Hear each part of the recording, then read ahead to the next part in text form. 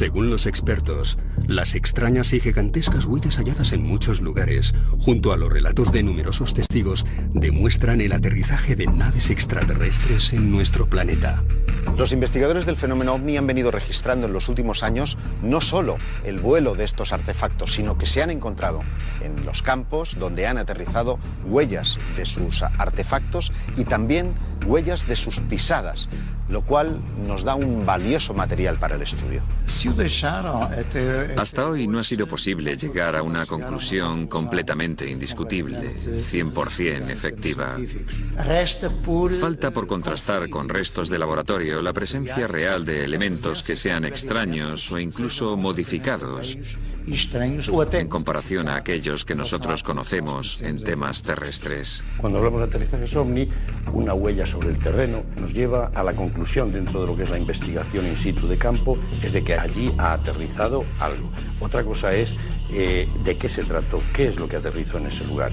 Los investigadores han catalogado una serie de efectos o de evidencias que suelen encontrarse, no en todos los sucesos de aterrizajes ovnis, pero que suelen ser depresiones en el terreno provocadas por la huella que deja el eventual sistema de soporte que tenga el objeto para tomar tierra. Suelen encontrarse quemaduras, incluso se ha detectado radiactividad en la zona. Nosotros tenemos un ejemplo muy claro aquí en Galicia, que fue uno de los casos de ovni aterrizaje con humanoides más importantes que se han podido dar en el mundo, y fue lo ocurrido el 7 de marzo de 96 en la localidad de Ferrerías, en la provincia de Lugo.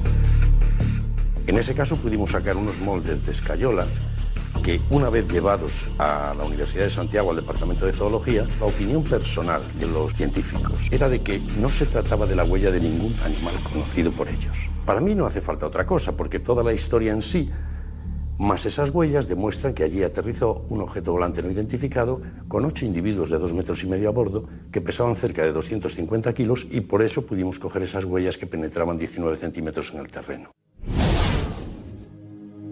En Serradoutes, varios testigos vieron una bola de fuego en el año 94 desplazarse a primera hora de la madrugada hacia un monte cercano. Cuando el Departamento de Investigación del Observatorio de Santiago hicieron un informe, llegaron a la conclusión de que posiblemente allí lo que hubiera caído fuese un meteorito. El cráter, desde luego, era un cráter completamente irregular, habían saltado los pinos y todo el sustrato que lo sujetaba a más de 150 metros pendiente abajo, quedando la roca limpia. Tenía que haber sido algo tan sumamente tremendo que no podía sujetarse debajo del sustrato del suelo. Realmente algo cayó en aquel lugar, pero nunca se encontró resto alguno, ni supimos exactamente qué es lo que sucedió. Un fenómeno muy extraño. Los efectos sobre los testigos cuando se aparece un objeto volante no identificado que ellos asocian a una supuesta nave extraterrestre son variados. Por ejemplo, hay muchos testimonios de personas que van circulando con su coche que de repente pues todos los aparatos técnicos o bien se vuelven locos o directamente las baterías de los coches se descargan completamente, el coche queda parado y en un momento determinado, incluso sobre el propio testigo, se empiezan a producir efectos físicos como son pérdida de memoria, vómito. Uno de los efectos físicos provocados por el fenómeno OVNI que más ha documentado los investigadores a lo largo y ancho del planeta y son los efectos que provocan sobre diferente aparataje técnico. La aproximación del testigo a estos objetos ha llevado que en muchísimas ocasiones el vehículo se detenga.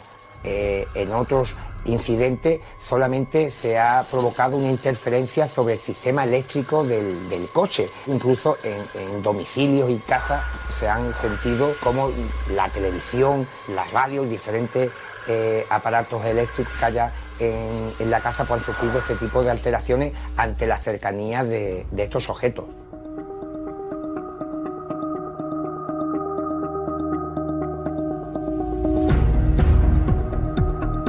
Cuando hablamos de huellas de objetos volantes no identificados asociados al fenómeno extraterrestre, uno de los más llamativos era el que se produjo en la década de los 80 en el Cerro del Pajarito. Estamos en Argentina y esta huella apareció de la noche a la mañana cuando durante la noche se estuvieron produciendo también en toda la región, según dijeron los testigos, avistamientos de luces en los cielos. Y estamos hablando de una huella de más de 40 metros de diámetro que literalmente quemó el terreno y que estuvo vigente en este lugar durante meses. Fue fotografiada, fue analizada, se llegó a la conclusión de que aquel terreno se había quemado además a una velocidad verdaderamente extraordinaria, como si algo literalmente se hubiera posado. El ejemplo que pusieron, dada la circunferencia que dejó en el terreno, es como si un cigarrillo gigante lo hubieran apagado en la ladera de la montaña. Esta posiblemente sea una de las huellas más sorprendentes de las que se han registrado en torno al fenómeno OVNI. Ante la abundancia de evidencias y la contundencia de los testimonios, parece extraño que los gobiernos de los países más desarrollados carezcan de una postura oficial sobre este fenómeno. El hecho de que estos objetos hayan dejado su huella en los terrenos y devengan efectos físicos sobre las personas ha despertado, como es lógico, la curiosidad de los estamentos oficiales, quienes sin embargo nunca se han pronunciado al respecto, a pesar de que han existido diversas comisiones de estudio para determinar cuál era la naturaleza de este fenómeno. En España además se produce un hecho muy singular, y es que el propio Ejército del Aire defiende la no existencia de los objetos volantes no identificados, especialmente cuando se asocian al fenómeno extraterrestre. Y sin embargo, no deja de ser una incongruencia que entre los documentos que se desclasifican en el año 92 surge un documento, la Instrucción General 40/5, que te dice paso a paso cómo tienen que reaccionar los militares si se encuentran ante un objeto volante no identificado. Si además este objeto volante no identificado aterriza, cómo hay que reaccionar. Si además descienden sus tripulantes, cómo tienen que actuar los estamentos militares. Yo parto de la idea de que si para el ejército no existe el fenómeno OVNI como fenómeno extraterrestre, no sería necesaria una instrucción de este tipo. El 10 de septiembre de 1990, el pueblo portugués de San Vicente de Alfena fue testigo de uno de los más importantes sucesos relacionados con el fenómeno OVNI en la península ibérica.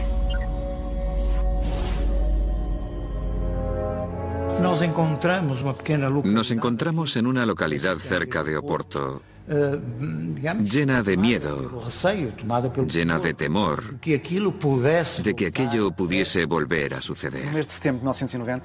En el mes de septiembre de 1990, en un día soleado, hubo un grupo de niños que vio algo en el cielo que les pareció extraño, como si fuera una esfera. Era un objeto que hizo un trayecto por todo el pueblo de Alfena, volando relativamente bajo. Estos niños alertaron lógicamente a sus familiares y a otros adultos que pudieron atestiguar la observación de un artefacto volador esférico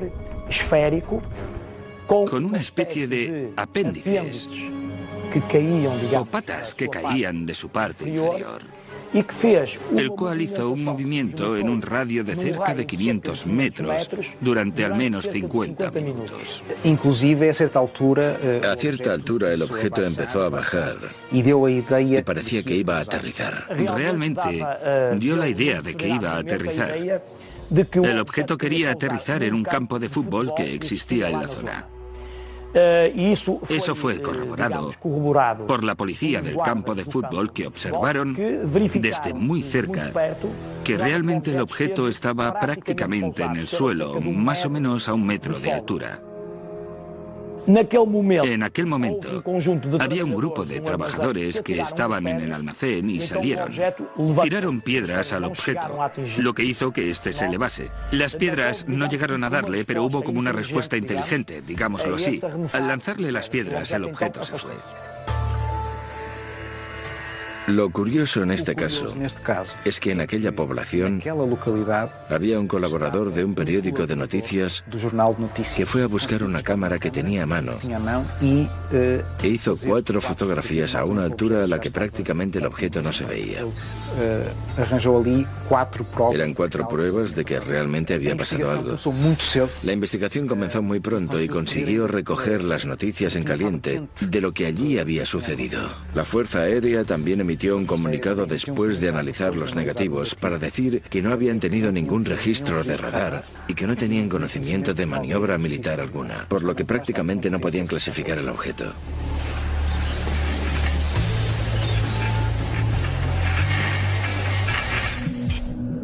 Analizando los diferentes lugares con presencia de huellas o vestigios de posibles aterrizajes ovni, parece no existir una pauta clara, ni tampoco zonas donde se produzcan con más frecuencia que otras. No lo sé. A mí no me parece que haya un sitio específico o una zona más propensa para que haya esos aterrizajes por parte de esos fenómenos, sean lo que sean. No diría que los lugares en términos de aterrizajes estén totalmente comprobados, ni que haya lugares más propicios para hacerlos. En tanto en cuanto en la península ibérica hay muchos casos de contactos con extraterrestres en lugares muy distintos. Hay efectivamente zonas donde el número de observaciones es mayor que en otras. Por ejemplo, aquí en Portugal, en el litoral del país, lo cual es conocido en Europa y en el resto del mundo. En general hay también zonas de concentración en las grandes ciudades. Digamos que la idea es que algunas ciudades atraen estos fenómenos. El contar con la presencia de más de un testigo añade más información y credibilidad al suceso. Por esta razón, fue tan importante la experiencia del matrimonio Aníbal y Filomena Matiñas en septiembre de 1983. En la playa de Salgueiros, cerca de Oporto, una pareja que estaba haciendo camping en una zona cercana a la playa, aproximadamente a la 1 o las 2 de la mañana, son sorprendidos por una especie de flash en su tienda de campaña. Sienten algo extraño.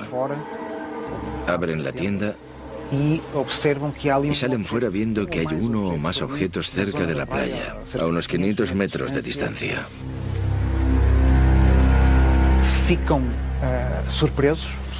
Se quedan sorprendidos aún más cuando ven a 4 seres altos, vestidos con trajes blancos, que parecía que flotaban en el aire, muy despacio, en ausencia de gravedad. Parecía que estaban preocupados por investigar lo que pasaba a su alrededor. Parecía que tomaban muestras. Ellos piensan que los seres les ven, porque el foco de luz vuelve a iluminarles sobre la tienda. Y los seres se desplazan nuevamente hacia los objetos. Ven que encima de los objetos hay una especie de cúpula que emite el flash de luz que les iluminaba la tienda. Los objetos se levantan y dando una vuelta sobre la playa, vuelven a aterrizar. Los seres vuelven a salir y la pareja completamente aterrorizada dice, ¿qué es esto? Los seres vuelven a hacer más o menos lo mismo y después se van. Al parecer, el equipo de investigadores de STEC, cuando tuvieron conocimiento de este caso, fueron al lugar a intentar saber lo que había pasado. Sacaron fotografías e intentaron ver si había señales de ese aterrizaje, pero no encontraron nada. Tuvieron la oportunidad de hablar con la pareja y pensaron que los dos eran coherentes con lo que allí había pasado. Eso también es importante saberlo. El 29 de septiembre de 1989, 5 jóvenes, intrigados por unas luces que se veían en el horizonte, acudieron a la playa de Conil sobre las 9 de la noche. Según su testimonio, de improviso, unas formas extrañas surgieron del agua. Ven acercarse algo, 2 formas humanoides que vestían una especie de túnica de gran altura, de gran tamaño. Luego se añade una más, una tercera forma, con rasgos más difusos. Estos seres tenían rasgos completamente anómalos. De hecho, no tenían ningún tipo de rasgo facial, simplemente una cabeza en forma de huevo, sin ojos, sin cejas. Se comienzan a pasar una especie de lucecita los unos a los otros, hacen una especie de hueco de arena donde entran aquellas formas humanoides sin un rostro definido y cuando salen son 2 personas tipo turistas nórdicos. De pronto aparecieron como si fueran seres humanos completamente normales. Salen andando hacia el pueblo y desaparecen ante la consternación de aquellos 5 jóvenes que no daban crédito a lo que estaban viendo y que sobre el terreno hubo unas marcas que, si no definitorias, sí evidentes de la presencia de aquellos 2 seres en la playa. Estos seres se hospedaron incluso en un hotel de la localidad, dando nombres y apellidos. Lo más curioso es que 2 días antes, un suceso muy parecido, pero esta vez a plena luz del día, ocurría en la ciudad rusa de Voronezh. En un parque público, ante la mirada de todos los que allí paseaban, aterriza una nave de la cual salen unos seres también de gran altura, seres que no se le ven los rasgos físicos, que se pasean por allí, que no interactúan, pero que sin embargo van dejando suficientes muestras de su presencia como para los que testigos se asusten, se queden asombrados. Se habla incluso del secuestro, del rapto de un chico de entre los que estaba en aquel parque. No solamente se relacionó el caso de Voronezh y el de Conil por la cercanía en el tiempo, sino por el hecho de que fueron episodios que no son comunes dentro de la ufología. No solamente estamos hablando de la visión de objetos voladores no identificados, sino que multitud de testigos, tanto en el caso español como en el caso soviético en aquella época, dijeron que habían visto el desembarco de humanoides. Hay extraterrestres entre nosotros, infiltrados, hay extraterrestres que tienen, de ser cierto ese encuentro en Conil, la capacidad de metamorfosear su apariencia física, lo cual nos retrotraería a lo que ya se cuenta en epopeyas antiguas, mesopotámicas, egipcias, de esos dioses que cambiaban su apariencia y que indudablemente no estarían de unos siglos para acá entre nosotros, llevarían milenios entre nosotros, lo cual nos da una idea de la juventud de nuestro planeta, pero de la antigüedad de esas visitas. De lo que se desprende de la investigación y el análisis del caso de Conil, podría decirse que en algunas ocasiones seres de procedencia anómala se han podido infiltrar momentáneamente entre la población humana, pero como digo, este es un tema muy peliagudo. Quizás los viejos relatos de poblaciones extremeñas como Garganta la Olla, sobre la aparición de misteriosas criaturas, estuviesen relacionados con la capacidad de transformación de estos seres. Hace 70 años, en este lugar se produjeron una serie de avistamientos verdaderamente insólitos. Quizás uno de los más llamativos fue el que protagonizó José Pancho Campo, que estando en un refugio de montaña a altas horas de la madrugada, en un momento determinado, alguien llamó a la puerta, abrió la puerta, le invitó a que se cobijara junto al fuego, y cuando fue a azuzar la lumbre se dio cuenta de que este ser, que parecía una monja que iba camino del cercano monasterio de Yuste, tenía, según dijo el testigo textualmente, patas como las cabras. La vinculación de la ufología con la mitología es clarísima, ¿no? Muchos de los casos ufológicos actuales, donde se ven a seres híbridos, mitad humanos, mitad animales, sobre todo caprinos, ¿no?, con pezuñas de cabra, están muy vinculados con el folclore de la antigüedad. En Garganta de la Olla, no una vez, sino 2 veces, ocurrió un fenómeno similar. Yo particularmente lo relaciono con fenómenos folclóricos de seres mitológicos muy relacionados con el ciclo de Melusina, donde este tipo de entidades tenían pezuñas de cabra que les daba su parte sobrenatural. Luego, que lo queramos relacionar con los ovnis o no, es otra historia. Aún persiste el misterio en la base militar de Talavera la Real, en la provincia de Badajoz. Lo que sí sabemos es que este es uno de los pocos casos en donde los militares emplearon sus armas reglamentarias. Estamos hablando del mes de noviembre del año 1976, cuando 2 militares, José María Trejo y Juan Carrizosa, se encontraban de noche en sus respectivas garitas, separados tan solo por 60 metros, y a altas horas de la madrugada empezaron a observar cómo en el cielo había una serie de luces extrañas que parecían sobrevolarles. En un momento determinado, de estas luces se dio paso a otro fenómeno bastante particular, y es que ellos aseguraban estar oyendo detrás de su posición sonidos muy extraños. Incluso llegaron a calificarlos que era como si una especie de oso gigantesco estuviera detrás de ellos. Inmediatamente lo que hicieron fue armar su fusil. Fueron a buscar a ver qué había ocurrido, si alguien se había infiltrado en esta base militar de Talavera la Real, y cuando se acercaron a la posición que supuestamente ocupaba ese intruso, lo que vieron fue un objeto que había tomado tierra, un objeto luminoso, del que además había descendido una criatura que definieron tenía más de 2 metros de estatura, como si estuviera embozado en un traje verde, como si fuera una especie de buzo. Un ser muy alto, con los brazos en cruz, de color verdoso. Ellos llegan a disparar hasta 500 balas. Entran en una situación caótica, no descubren ningún proyectil después de ese tiroteo. Al día siguiente, cuando se empezó a rastrear la zona para ver qué era lo que había provocado este avistamiento, no se encontraron ni supuesta nave, ni supuesto extraterrestre, ni tampoco las balas que dispararon durante esa noche. Y lo más sobrecogedor, tanto Trejo como Carriosa, como Hidalgo, reciben una extraña radiación. Y a día de hoy no hay información alguna oficial de qué dolencias sufrieron y qué las provocó. El enigma sigue ahí. Algo se apareció en una base aérea española, un grupo de soldados dispararon más de 500 balas y no se sabe a qué. Sabemos que lo ocurrido en la base de Talavera la Real no es el único caso de estas características. Entonces, ¿por qué los estamentos militares guardan silencio? ¿Es por desconocimiento o tratan de ocultar algo? El gobierno de España tiene recogidos evidentemente diferentes encuentros a nivel militar, pero también a nivel de fuerzas de seguridad del Estado, pero sigue habiendo esas cortapisas en torno a un fenómeno que no entienden y a las cuales pues se les trata de dar todo tipo de explicación antes que la de un evento ufológico. El por qué este oscurantismo estaría en que no habría una explicación convencional, puesto que estaríamos hablando de personal suficientemente cualificado que ha visto el desembarco o ha visto en ocasiones no solamente el objeto, sino ha visto a sus tripulantes.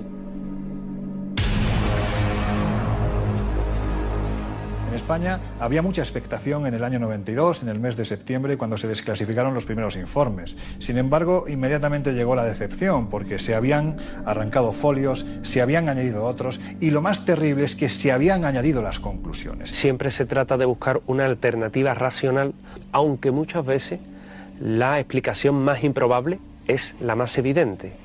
Ese es el problema que nos encontramos actualmente con las explicaciones oficiales en torno a aterrizajes o evidencia física de un aterrizaje extraterrestre. Y ante esto, un estamento militar no tendría más que decir que o el testigo está fabulando o está mintiendo o realmente está frente a un fenómeno extraño, anómalo y que apuntaría a la existencia de no solo naves procedentes de otro mundo, sino a tripulantes. Pero la tapadera gubernamental no pudo silenciar a algunos oficiales de ejércitos europeos que, pese a las posibles represalias, desvelaron la verdad. En 1999 salió a la luz un expediente que debería haber permanecido en la más absoluta confidencialidad. Eran las conclusiones a las investigaciones del Cometa, el Comité de Estudios Avanzados del Gobierno de Francia. El informe Cometa es un estudio llevado a cabo por altos funcionarios del gobierno francés, entre ellos algunos militares y científicos, que tenía por objeto determinar el riesgo para la defensa del fenómeno de los no identificados. De hecho, se basaron en las informaciones del CEPRAN-GEPAN, que es una oficina que pertenece a la Agencia Espacial Francesa, el CNES, que es una de las pocas oficinas, a su vez, que está subvencionada por el Estado francés para investigar el fenómeno ovni. Básicamente el título del estudio es Los ovnis, ¿para qué nos debemos preparar? ¿Qué implicación tiene en la defensa militar? Hay 500 casos, pero tan solo hay 47 analizados a dedo, digámoslo así. Se han documentado y no estaban destinadas al público general. Yo no he creído nunca seriamente en el informe Cometa. Te recuerda un poco la desclasificación del año 92 del Ejército del Aire Español. Que al final no dice, no, oiga, mire, lo que está pasando es esto. No, siempre dejan como una duda, una posibilidad. Se juega con eso, se juega. Lo interesante del informe Cometa es que no lo firmaba un grupo de ufólogos, sino que era un informe realizado por miembros de los servicios de la inteligencia francesa y militares de muy altísimo rango.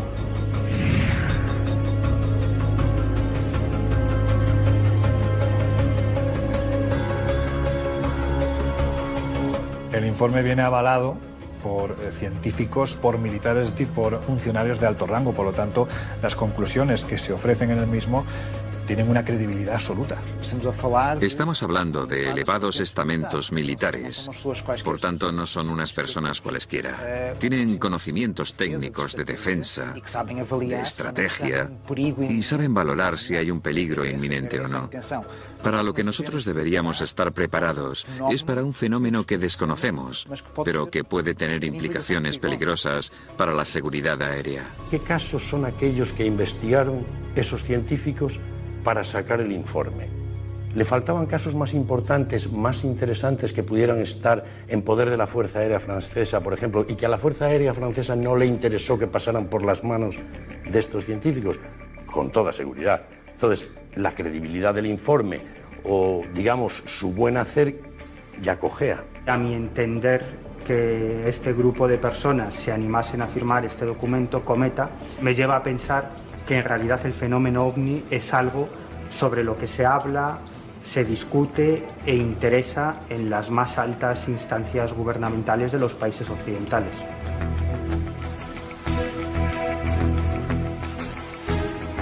El informe Cometa dio lugar a una publicación monográfica que incluso fue presentada por el presidente de la República Francesa y dio lugar posteriormente a un comité permanente de estudio científico sobre fenómenos aéreos anómalos, que es el único que permanece abierto todavía en pleno siglo XXI.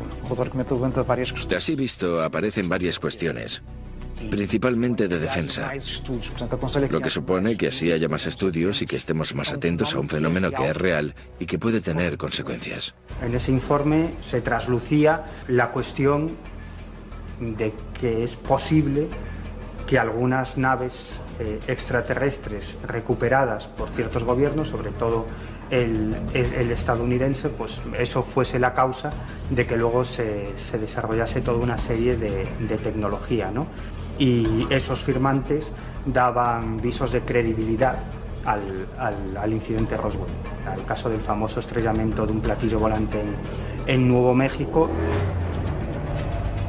Sus conclusiones son contundentes. Hay un 5% de los casos registrados que no tienen explicación alguna y, lo que es todavía más importante, apuntan a la posibilidad de que su naturaleza sea extraterrestre.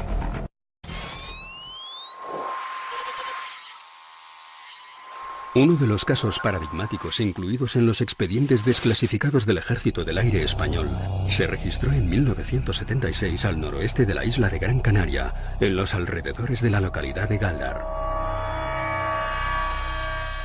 Un doctor, Francisco Julio Padrón, que en el año 76 tiene un avistamiento verdaderamente importante en Gran Canaria, donde observa una esfera de un tamaño gigantesco que está flotando justo al lado de la carretera, en cuyo interior además hay dos seres aparentemente enfrentados uno a otro de más de 2 metros de altura. Así es representado de hecho el croquis en el informe que es posteriormente desclasificado. Eso inequívocamente nos remitía a un objeto no identificado, tripulado en este caso por seres que no tenían nada que ver con la especie humana.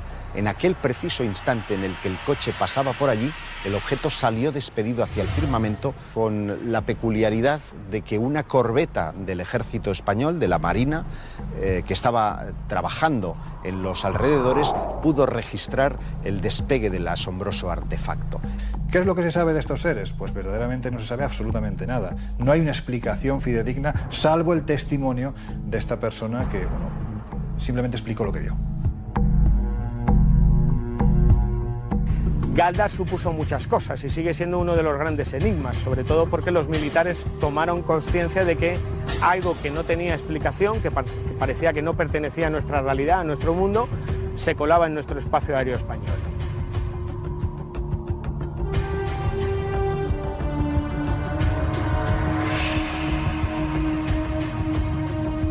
El expediente desclasificado en el que se ofrece lo que ocurre en Gáldar posiblemente sienta las bases de cómo actuar ante un suceso de ese tipo, porque evidentemente estamos ante algo muy serio. Estamos hablando de dos seres de una estatura increíble que además permanecen flotando en mitad de una esfera que a su vez está flotando junto a la carretera cuando es vista por Francisco Julio Padrón, por el doctor Padrón. Quizás sienta las bases, como digo, para lo que posteriormente sería la investigación de este tipo de sucesos dentro del ámbito más militar puro, ¿no? Estamos hablando de, bueno, pues un suceso que rompía los esquemas porque hasta ese instante no se había producido nada parecido. Otra de las cuestiones que se plantean a la hora de analizar el fenómeno aterrizaje es que la mayor parte de ellos suceden en los momentos donde se registran las famosas oleadas de avistamientos ovnis.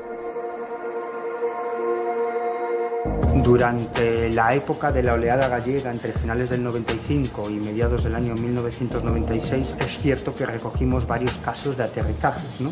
Algunos francamente espectaculares, con huellas en el terreno, con testigos desde diferentes puntos. Benjamín Suárez Estevez, jefe del Departamento de Fotografía Espacial de la NASA, que fue el que diseñó las cámaras que llevaban acopladas el módulo lunar, y él le daba instrucciones a los astronautas de cómo colocarlas. Referente al tema OVNI, manifestó haber tenido en sus manos fotografías y filmaciones en las que se veían determinados objetos con mucha nitidez. Me parece que yo no tengo por qué dudar de la palabra de este hombre.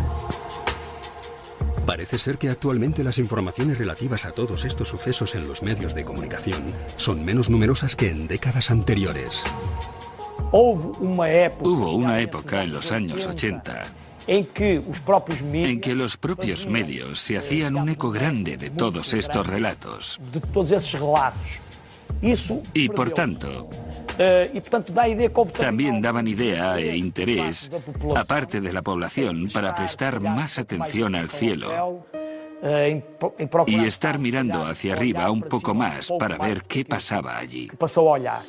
Es cierto que el fenómeno extraterrestre, entre comillas, y muy grandes, asociado al fenómeno aterrizaje, ha perdido mucha fuerza, ¿no?, en los últimos años. Aún así tenemos, en el año 1996 se produce el gran caso en nuestro país, posiblemente el más importante del siglo XX, en la localidad de Los Villares, en Jaén, donde un humilde agricultor a las 12 del mediodía, que no es una hora muy habitual para ver este tipo de objetos, observa cómo en mitad de lo que él denomina una era hay algo aterrizado que identifica como si fuera una especie de contenedor de Icona que desaparece y aparece dependiendo de la distancia a la que él se coloca.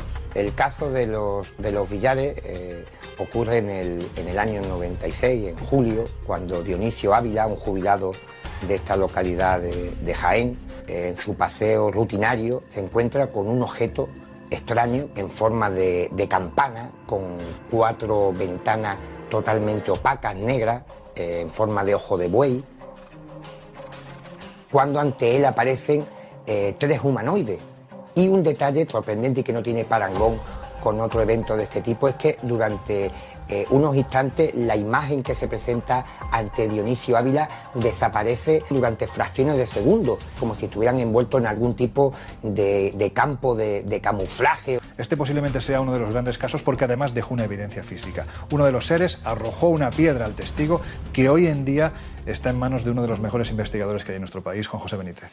Huellas inquietantes, acciones desconcertantes, realizadas por seres que salían de unas misteriosas naves, podría dar la impresión de no querer pasar del todo desapercibidos. Que un objeto deje huellas sobre un terreno o esté posado junto a una carretera para ser avistado por uno o 2 protagonistas, está revelando no una intención de contacto, sino lo que los investigadores denominamos una especie de puesta en escena, como si aquello tuviera un propósito no en el estudio mismo de lo que están haciendo, sino de dejarse ver en esas circunstancias. Lo cierto es que se crea un teatro del absurdo en el que prácticamente el testigo se ve manipulado, se ve superado por las circunstancias, convierte su vida, desde el instante en el que tiene esa experiencia, pues prácticamente convierte su vida en una auténtica búsqueda, ¿no? El objetivo es intentar dar explicación a eso que de una forma u otra le ha roto los cánones para siempre. El factor OVNI es curioso. Por un lado se quiere mostrar y por otro lado no. Es verdad que a pesar de la gran diferencia de descripciones y de identidades que existen, parece real que todos tengan el mismo comportamiento. Si es un comportamiento común, articulado o no, no lo sé. Uno de los más eminentes ufólogos mundiales, Jacques Vallée, propuso una ley según la cual en los lugares más alejados y más remotos había mayor posibilidad de tener un avistamiento, como que ellos rehúsan el contacto. Pero hay muchos otros casos en los que parecen hacer gala de un cierto exhibicionismo, casos en los que se han podido fotografiar, filmar en núcleos altamente poblados, como si quisieran llamar nuestra atención por una determinada circunstancia. Si suponemos que los extraterrestres han entrado en contacto con nosotros, ¿por qué ocultarse? Cuando esta pregunta se la haces a un contactado que cree firmemente en la existencia y en el contacto con estos seres, la respuesta siempre es la misma: es que no estamos preparados. Posiblemente se produciría una hecatombe a nivel mental, espiritual, social en todo el planeta. Pero yo creo que esto es una estupidez. Realmente, si ellos se quisieran manifestar, si ellos existieran, ¿por qué no iban a hacerlo? ¿Habrá alguna ley cósmica por la que no puedan interferir directamente con nosotros? De ahí lo de mostrarse o no. Hacer esas experiencias a escondidas, hablar con nosotros a escondidas, les pone casi al límite. Por tanto, seremos un planeta desolado por la existencia de esa ley de no interferencia, que a veces es llevada al límite. ¿Y por qué no? Después de analizar los diversos casos sobre las huellas y la presencia de naves y seres alienígenas, ¿se puede afirmar que los extraterrestres han aterrizado en nuestro planeta? Yo pienso que existen pruebas más que suficientes de que hay fenómenos de aterrizaje por todos los indicios que tenemos. En el suelo, en las plantas. De hecho, hay testigos. Pero si vas a buscar pruebas físicas, hay muchas evidencias. Ahora bien, llegar a conclusiones de qué puede ser es diferente. Disponemos de suficientes pruebas y elementos de juicio, desde mi punto de vista, para afirmar que los ovnis han aterrizado, y no una ni dos veces, sino miles y miles y miles de veces. Si nos basamos en la mayoría de testimonios y vestigios hallados, parecería que estos supuestos aterrizajes se realizan con tácticas y estrategias premeditadas. A mí lo que me llama la atención es que cuando hablamos de un supuesto aterrizaje, especialmente en el año 95, que se produce una oleada verdaderamente importante en territorio gallego, generalmente siempre va acompañado de la aparición de lo que se denomina un humanoide. El número tan elevado de este tipo de seres que los testigos aseguran haber visto, a mí me sorprende porque posiblemente no encontramos un fenómeno similar en ninguna otra parte del mundo. De un modo general, la idea que me surge es que el fenómeno siempre se escudó en un modelo establecido. Se muestra y huye, dejando siempre una evidencia carente de análisis. Lo que observamos aquí también es una relación entre la evidencia física, la demostración física probada y verificable, y aquí lo que parecería más bien es una especie de espectáculo, de show montado, con intenciones que se nos escapan en lo absoluto. En todos los casos relacionados con el fenómeno extraterrestre, funcionarios y militares se muestran reacios a dar explicaciones. ¿Existe una mordaza gubernamental que les impide hablar? Los gobiernos y los militares de todo el mundo se han mostrado de forma desigual respecto al fenómeno ovni, pero hay un común denominador en todos ellos, y es que hay una velada cortina de silencio que afecta a los no identificados. Yo no creo que exista una mordaza gubernamental que impida hablar a los militares, simplemente por puro criterio deontológico, por su formación, porque este tipo de sucesos forman parte de la materia reservada más pura y más dura. Ellos ya saben que no pueden hablar de este tipo de fenómenos, especialmente cuando son testigos de ellos. Sí, creo que habrá una potencia estratégica. En fin, en nombre de la preservación, de evitar un temor colectivo, de evitar el pánico colectivo, de segregación social. Naturalmente, esto provocaría muchos problemas a los gobiernos. Si todos estos objetos desconocidos no fueran de naturaleza extraterrestre, ¿cuál sería su procedencia? ¿Podría ser todo un montaje? Lo que nos dicen los indicios es que sucede algo extraño, que puede pasar por ser un montaje. Pero los estudios demuestran que no lo es. Indudablemente, dentro de la casuística hay casos que no son reales, que tienen una explicación convencional o que han sido fraudes, pero la mayoría de los casos son claramente apuntan a la existencia de un fenómeno real y sumamente interesante.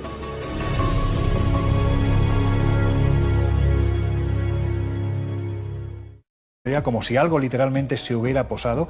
El ejemplo que pusieron, dada la circunferencia que dejó en el terreno, es como si un cigarrillo gigante lo hubieran apagado en la ladera de la montaña. Esta posiblemente sea una de las huellas más sorprendentes de las que se han registrado en torno al fenómeno OVNI. Ante la abundancia de evidencias y la contundencia de los testimonios, parece extraño que los gobiernos de los países más desarrollados carezcan de una postura oficial sobre este fenómeno. El hecho de que estos objetos hayan dejado su huella en los terrenos y devengan efectos físicos sobre las personas ha despertado, como es lógico, la curiosidad de los estamentos oficiales, quienes sin embargo nunca se han pronunciado al respecto, a pesar de que han existido diversas comisiones de estudio para determinar cuál era la naturaleza de este fenómeno. En España además se produce un hecho muy singular, y es que el propio Ejército del Aire defiende la no existencia de los objetos volantes no identificados, especialmente cuando se asocian al fenómeno extraterrestre. Y sin embargo, no deja de ser una incongruencia que entre los documentos que se desclasifican en el año 92 surge un documento, la Instrucción General 40/... Sobre diferente aparataje técnico, la aproximación del testigo a estos objetos ha llevado que en muchísimas ocasiones el vehículo se detenga. En otros incidentes solamente se ha provocado una interferencia sobre el sistema eléctrico del coche. Incluso en domicilios y casas se han sentido como la televisión, la radio y diferentes aparatos eléctricos que haya en la casa pues han sufrido este tipo de alteraciones ante la cercanía de estos objetos.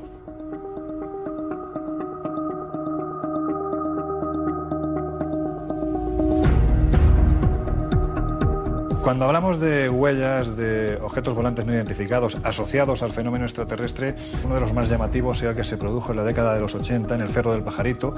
Estamos en Argentina y esta huella apareció de la noche a la mañana cuando durante la noche se estuvieron produciendo también en toda la región, según dijeron los testigos, avistamientos de luces en los cielos. Y estamos hablando de una huella de más de 40 metros de diámetro que literalmente quemó el terreno y que estuvo vigente en este lugar durante meses. Fue fotografiada, fue analizada, se llegó a la conclusión de que aquel terreno se había quemado además a una velocidad verdaderamente extraordinaria.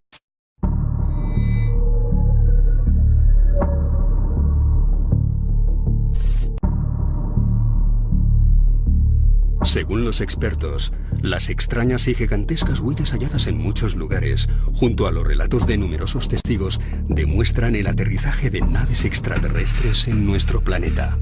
Los investigadores del fenómeno OVNI han venido registrando en los últimos años no solo el vuelo de estos artefactos, sino que se han encontrado en los campos donde han aterrizado huellas de sus artefactos y también huellas de sus pisadas, lo cual nos da un valioso material para el estudio. Hasta hoy no ha sido posible llegar a una conclusión completamente indiscutible, 100% efectiva. Falta por contrastar con restos de laboratorio la presencia real de elementos que sean extraños o incluso modificados en comparación a aquellos que nosotros conocemos en temas terrestres. Cuando hablamos de aterrizajes OVNI, una huella sobre el terreno nos lleva a la conclusión dentro de lo que es la investigación in situ de campo, es de que allí ha aterrizado algo. Otra cosa es de qué se trató, qué es lo que aterrizó en ese lugar. De la madrugada hacia un monte cercano. Cuando el Departamento de Investigación del Observatorio de Santiago hicieron un informe, llegaron a la conclusión de que posiblemente allí lo que hubiera caído fuese un meteorito. El cráter, desde luego, era un cráter completamente irregular, habían saltado los pinos y todo el sustrato que lo sujetaba a más de 150 metros pendiente abajo, quedando la roca limpia. Tenía que haber sido algo tan sumamente tremendo que no podía sujetarse debajo del sustrato del suelo.